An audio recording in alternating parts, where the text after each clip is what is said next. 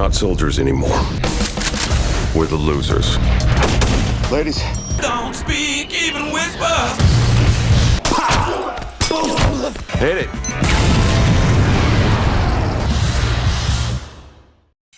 Assalamualaikum cuy, balik lagi ketemu Mamang di channel Capruk. Kali ini Mamang akan kembali membahas sebuah alur cerita dari film berjudul The Losers, di mana pada film ini diceritakan tentang sebuah tim khusus dari militer yang dibuang oleh kesatuannya sendiri. Merasa dicampakkan layaknya kekasih gelap, semua anggota tim ini pun merencanakan balas dendam kepada pria yang telah menjebak mereka. Mampukah mereka melakukannya? Oke, kalau gitu langsung aja kita masuk ke alur cerita filmnya cuy.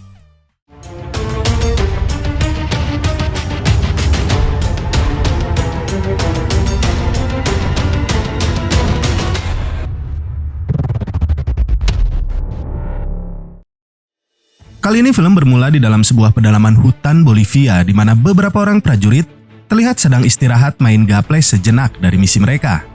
Para prajurit ini bernama Poch, Jensen, Cougar, dan Rogue. Saat Jensen hampir saja menang dari permainan tersebut, atasan mereka yang bernama Kolonel Clay mendatangi mereka untuk kemudian melanjutkan misi. Para prajurit ini dikenal dengan sebutan The Loser alias tim tongkrongan para pecundang. Misi mereka kali ini ialah untuk menghancurkan sebuah pabrik heroin yang dipimpin pria bernama Fadil. Tugas mereka hanya menandai lokasi untuk kemudian dilakukan pengeboman oleh pesawat tempur dari pihak mereka. Namun sayangnya saat tiba di lokasi, mereka mendapati beberapa orang bocah di dalam sana yang digunakan kartel itu sebagai kurir dalam mengirimkan barang haram mereka. Clay dan anggotanya pun sontak berniat untuk membatalkan misi tersebut dan meminta kepada markas pusat untuk tidak jadi menyerang. Namun kembali pimpinan mereka yang mengaku bernama Max menolak permintaan tersebut dan memutuskan untuk tetap melanjutkan misi. Mempunyai waktu hanya 8 menit sebelum bom dijatuhkan, tim ini pun bersiap untuk menyelamatkan para bocah yang ada di dalam sana.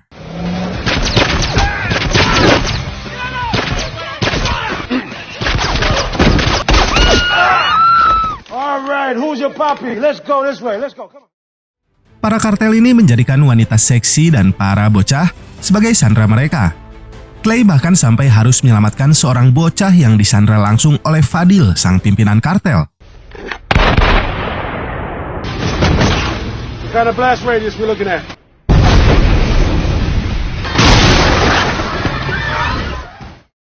Berhasil selamat dari misi barusan, Clay segera membawa para bocah ini melintasi hutan untuk kemudian diamankan melalui sebuah helikopter. Tak lama setelah helikopter itu pergi, terdengar dari radio mereka bahwa Max memerintahkan salah satu jet tempur mereka untuk menghancurkan helikopter tersebut.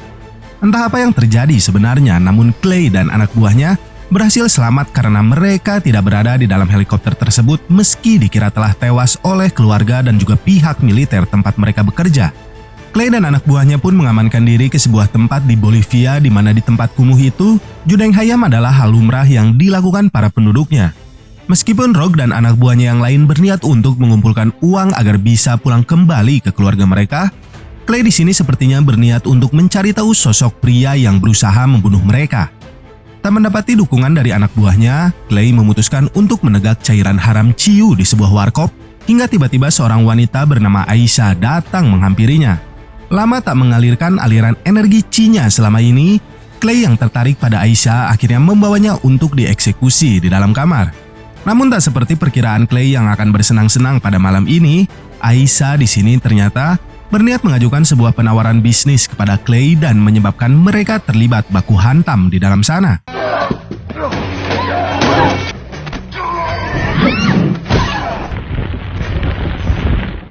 Setelah berhasil berdamai, Aisyah akhirnya menceritakan maksud dan tujuannya menemui Clay, di mana ia ingin Clay dan anggota timnya untuk kembali ke Amerika dan mencari pria yang bernama Max.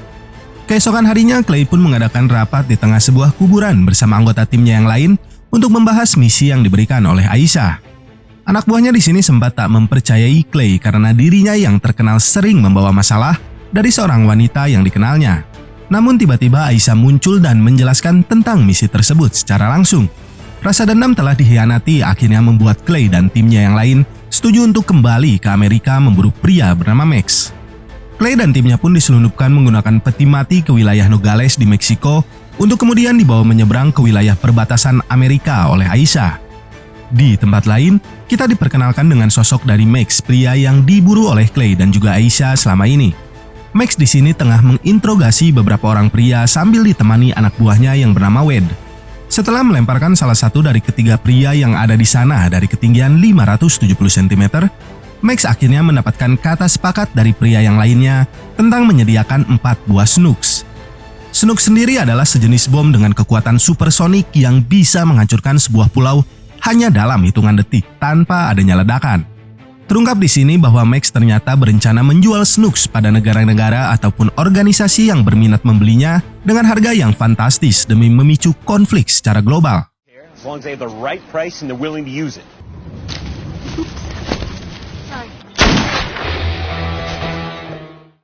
Di Meksiko sendiri, Clay dan anggota timnya berpura-pura menyamar sebagai seorang prajurit Amerika yang terluka dan kemudian meminta bantuan kepada markas pusat yang mengirimkan mereka sebuah helikopter untuk evakuasi.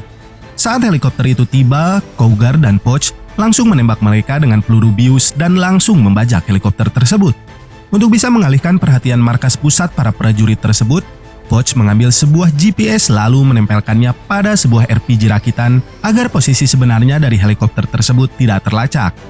Pada malam harinya mereka pun mulai mempersiapkan rencana selanjutnya sambil mendekor ulang helikopter hasil Maok tadi siang.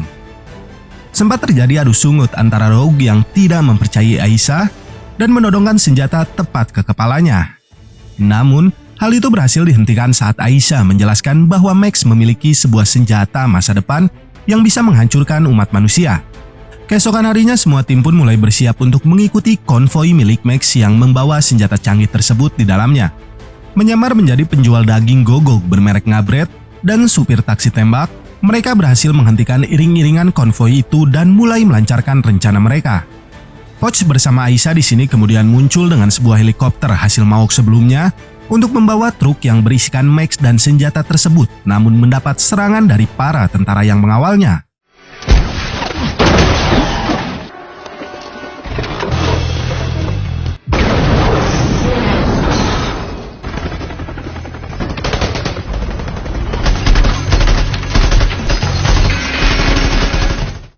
Kendaraan berisikan senjata masa depan itu pun dibawa ke sebuah tempat persembunyian untuk kemudian langsung mereka unboxing sambil live streaming.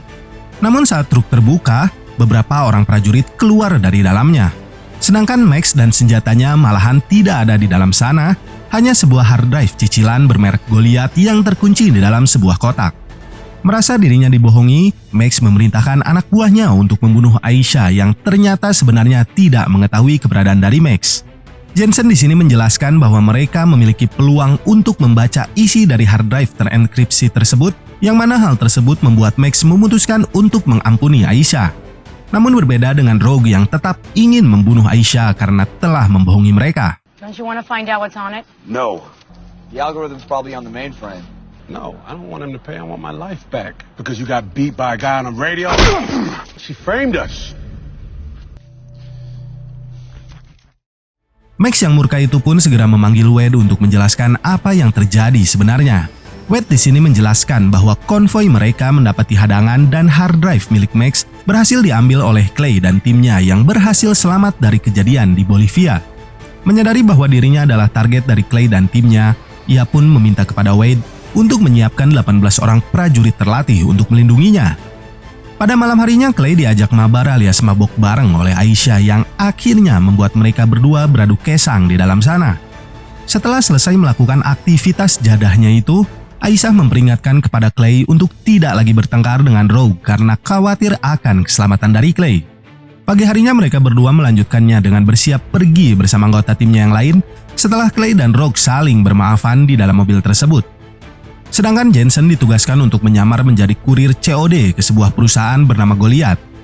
Di dalam sebuah lift, Jensen mengganti pakaiannya dan kembali masuk ke dalam sebuah ruangan dengan menyamar sebagai seorang teknisi. Namun sayangnya aksinya itu harus dipergoki oleh seorang keamanan gedung yang membuat Jensen harus segera pergi dari sana. Mr. Anderson, this is Richard Kurtz from Internal Security.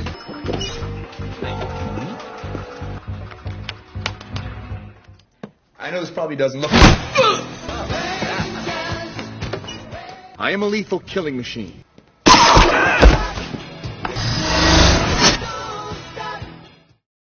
Setelah berhasil mendownload algoritma data dari dalam sana, Jensen pun segera membuka isi dari hard drive yang mereka dapatkan sebelumnya dan didapati bahwa hard drive tersebut adalah sejenis obligasi elektronik untuk pencucian uang yang berisikan setara $400 juta milik Max. Sayangnya benda ini hanya bisa dicairkan di dalam sistem perusahaan mereka sendiri. Dari sana jugalah didapati sebuah tempat yang merupakan markas operasi milik Max yang berada di pelabuhan Los Angeles. Merasa di markas tersebut akan ada dokumen rahasia tentang misi mereka selama di Bolivia, Clay dan timnya berencana untuk mengambilnya demi membersihkan nama mereka. Di Mumbai, India, Wade diperintahkan untuk mengambil senjata tersebut kepada salah satu pria yang dulu pernah diancamnya. Si pria ini meminta $1 miliar secara tunai untuk membayar semua bom tersebut. Wade kemudian segera mengabari bosnya Max akan hal tersebut. Namun anehnya di sini Max malah menyuruh Wade untuk membunuh 18 orang prajurit yang diminta sebelumnya dan juga si pria perindavan jika nanti transaksi mereka telah selesai. He wants $1 billion in cash. And we're back to killing him. That's what Clay's gonna do for us. Who's Cryon? Cryon Security Solutions. Clay dan anggota timnya kemudian beristirahat di sebuah motel murah untuk bersiap melanjutkan misinya esok hari. Di dalam sana, Poch mulai mengintai kesehatan istrinya yang sedang hamil melalui satelit yang telah diretas oleh Jensen. Sedangkan Jensen sendiri mencoba mencari hubungan uang yang dimiliki Max dengan Fadil. Namun, Jensen di sini malah mendapati sesuatu yang janggal di mana ada $4 juta uang yang hilang dan uang tersebut masuk ke dalam rekening pribadi milik anak dari Fadil. Tell me what happened in Bolivia. Did you see him? Yeah. Shit. What's your daughter, Clay? She's Phil's daughter! Well, what if it was pointed at your dick?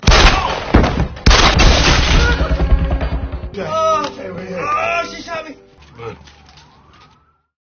Mereka akhirnya harus membawa Jensen yang terkena luka tembakan dari Aisyah ke sebuah Alfamidi untuk diobati. Mendapat tekanan dari anggota timnya karena kembali membahayakan nyawa mereka, Clay pun memutuskan untuk menangani kekacauan tersebut berdua bersama dengan Rogue dan menyuruh Poch untuk kembali pulang menemui istrinya yang sedang hamil. Namun Poch, Jensen, dan juga Cougar memaksa untuk tetap ikut. Di pelabuhan itu sendiri, Max kembali terlihat menemui si pria penindavan untuk segera melakukan transaksi mereka. Sedangkan dari arah luar, Clay dan timnya juga mulai bersiap di posisi mereka masing-masing. Satu persatu para penjaga yang ada di dalam sana mulai mereka lumpuhkan. Selain mengincar Max, mereka juga ingin menghancurkan markas operasi milik Max dengan menaruh beberapa buah bom di dalam sana. Namun, tiba-tiba, What's the password? Let us in or I'll kill you.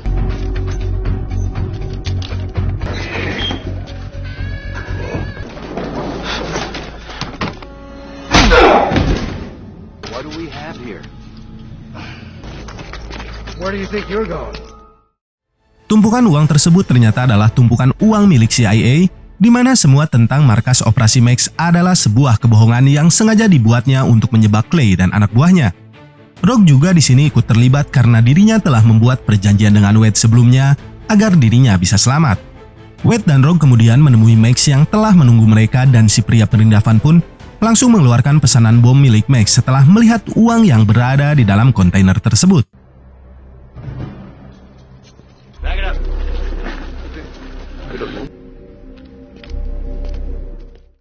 Sementara Clay diamankan menggunakan sebuah mobil, anggota timnya yang lain dibawa untuk dieksekusi di tempat itu.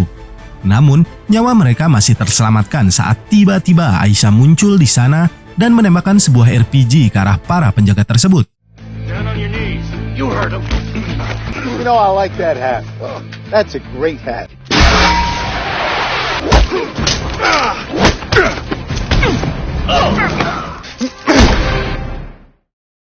Di sisi lain, Max menyuruh si pria perindavan untuk mengaktifkan salah satu bom tersebut sesuai rencananya untuk merancang konflik global dan memfitnah kaum ekstremis sebagai pelakunya. Sedangkan Aisyah yang masih dendam atas kematian ayahnya itu, akhirnya mau memaafkan Clay dan melanjutkan misi mereka untuk membunuh Max. Bermodalkan sebuah mobil van dan senjata berat, mereka langsung menerobos dan menembaki para penjaga yang tengah memindahkan uang ke dalam pesawat milik Max. Clay kemudian langsung menuju pesawat tersebut di mana Rogue tengah bersiap di dalamnya menjaga uang milik Max untuk diamankan.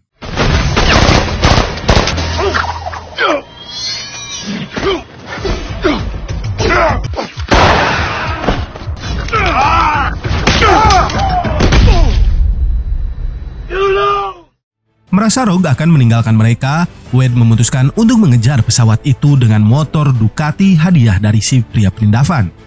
Sedangkan Rogue bersama si pilot memutar balik pesawat mereka agar memiliki jalur yang cukup untuk bisa lepas landas. 9. You got Wade coming at you.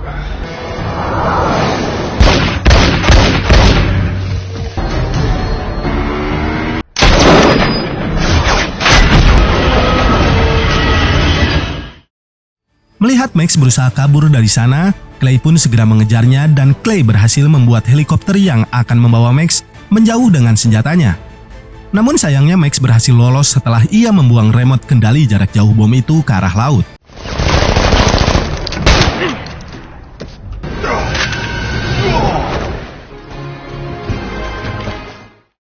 Karena Max masih hidup, di sini Aisyah kembali ikut dengan mereka sampai Max dipastikan telah tewas. Be seeing you soon, Max. Yo, let's go home. Beberapa waktu kemudian, Clay dan timnya kembali menjalankan sebuah misi di tengah guyuran hujan setitik. Kali ini Poch diperintahkan untuk menaiki dan masuk ke dalam sebuah gedung untuk menemui target mereka di dalam sana.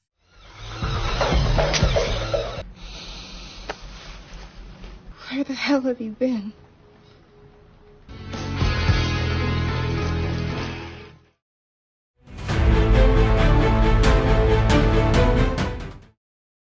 They're getting slaughtered.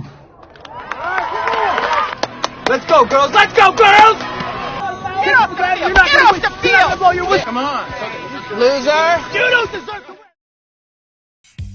Ya oke cuy, cukup sekian pembahasan alur film dari Mamang Capruk kali ini. Semoga masih bisa menghibur kalian dan mohon maaf jika ada salah kata. Akhir kata dari Mamang, wassalamualaikum warahmatullahi wabarakatuh.